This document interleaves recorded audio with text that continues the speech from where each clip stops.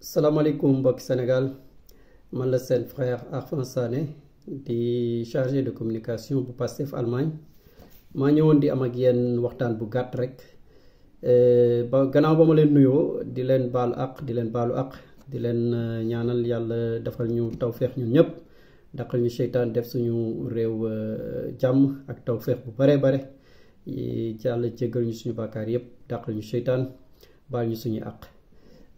Gannaaw loolu dama ñëwoon tey di prononcé wu ci li nga xamante ne mooy mbiru transport bi te nga xamante ne ci Sénégal nekk na un grand problème ma amoon ci xalaat boo xamante ne ça découle plus ou moins d'un vécu même su fekkee vécu boo xamante ne la yàggul mais naa ko partager ak yéen peut-être suñu dëkk mën nañ ci jëlee njëriñ vécu bi mooy lan mooy yàggul dara ki nga xamante ne mooy le ministre du transport di jëwriñ ji di monsieur le ministre des transports aériens et terrestres c'est-à-dire monsieur El Malick dafa andi woon temps yële ay voiture des taxis ay taxi yi nga xamante ne gaz lay jël waaw BRT bi moom électrique la c'est excellent voiture gaz yi baax na mais à mon humble avis ça résout que deux problèmes ci li ma jàpp sama xalaat bu gàtt muy problème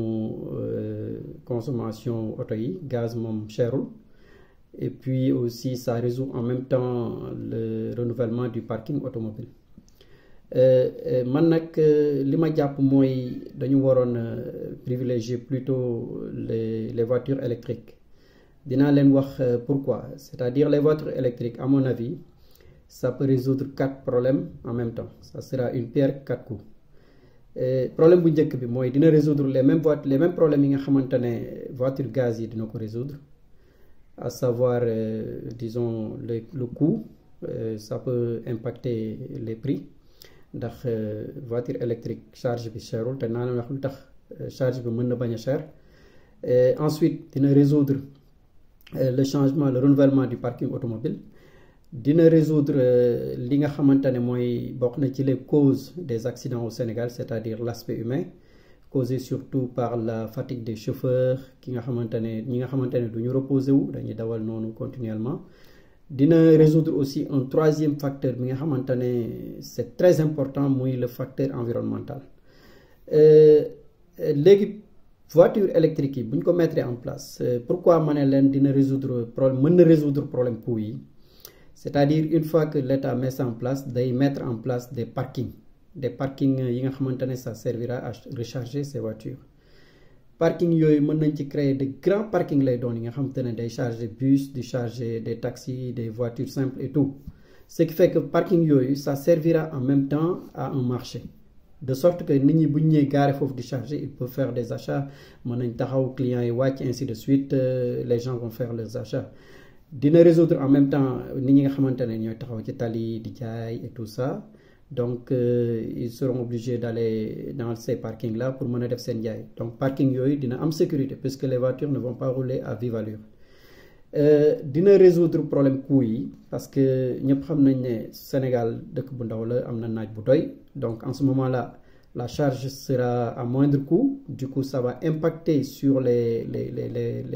comment dirais-je les coûts de transport au Sénégal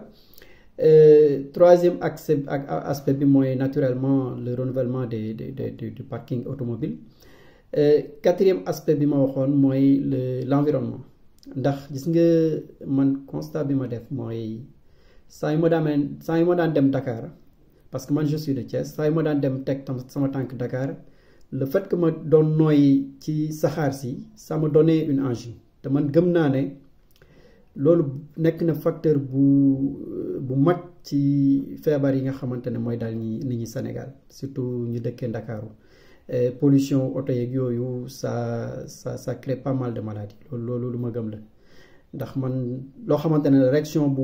automatique la woon ci man su ma daan dem Dakar ba dugg ci car yeeg ainsi de suite dama daan feebar automatiquement donc ça va résoudre ce problème donc problème mu accident yi nag lu tax ma évoqué ko mooy surtout ñëpp xam nañ ne voiture électrique voilà dafa am autonomie am des fois 500 kilomètres lay doon 600 ça dépend bon maximum même bu nekkee 700 sax d'habitude voilà tu vas faire 400 km voilà mu jeex. Donc pour la circulation surtout urbain,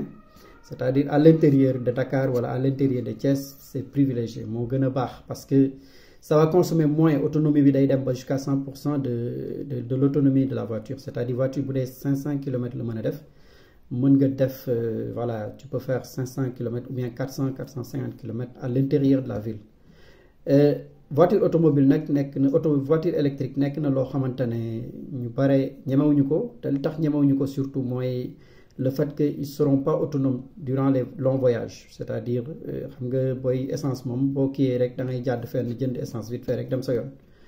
Mais différence bi à mon avis barewul noonu, c'est-à-dire boo yoree voiture électrique tu es obligé de se garer quelque part, mais si tu as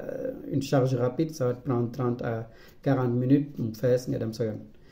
Léegi ça obligera aux chauffeurs yi nga xamante ne du ñu bëgg di taxaw di perdre du temps di reposer wu, ça les obligera en quelque sorte de se garer et de se reposer pour charger leur voiture. Foofu ñu charger aussi dina permettre les clients ñu mën a jënd comme ni ma ko waxee, ça sera des marchés en même temps, les grands parkings yi nekk entre les villes. Troisième aspect bi mooy man j'avais la même peur que ces gens-là qui disent que non, voiture automobile ça va et tout, mais ba ma jotee sama voiture automobile bi nga xamante ne je l'ai reçue en fin mai, je suis satisfait à 100%, c'est-à-dire ça roule rapidement. En plus côté sécuritaire constamment moom mooy la voiture bi ma yoroon avant c'était une 3008, une Peugeot, mais su ma ñëwee di garer nii bon en fait je devrais être très prudent quoi, parce que su may freiner il faut freiner à l'avance, sinon boo ñëwee ba jege oto mbëkk freiner bon yéen a ma gën a xam. Mais voiture électrique bi ce qui est bien, même si tu roules à vive allure, il suffit d'enlever le pied sur la vitesse sur l'accélérateur, da ngay gis ne vitesse bi day wàññeeku à moitié déjà, ce qui fait que c'est vraiment un grand atout. Boo tegaatee sa tànk ci frein bi rek day taxaw. Donc ma ne woon naa partager bon voilà, voiture électrique nag xaw ma ndax yëpp noonu lay fonctionner, je ne sais pas, mais je pense que c'est pareil.